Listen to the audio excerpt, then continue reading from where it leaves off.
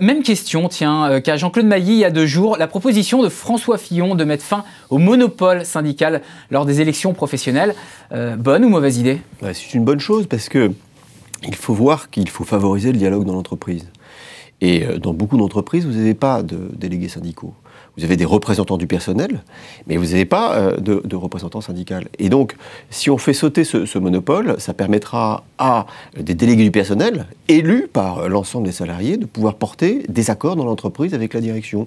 Et donc, ce monopole, qui est d'une certaine façon quelque chose qui permet de maintenir artificiellement un système qui n'est plus, on va dire, ajusté aujourd'hui, permettra de redonner du sens à la démocratie dans l'entreprise avec des délégués du personnel, syndiqués ou pas syndiqués, mais qui sont élus par la majorité, par les représentants du personnel, par les salariés. Et c'est ça qui est important. Donc sans surprise, vous ne partagez pas le même point de vue que Jean-Claude Mailly. Voilà. C'est évident, mais il faut voir une fois de plus que dans les PME, dans les TPE, dans 90% des entreprises, il y a une carence, c'est-à-dire que les gens ne veulent pas se syndiquer. Vous savez, pour être syndiqué aujourd'hui, il faut être soit nul uberlu, soit un incompétent, soit un engagé.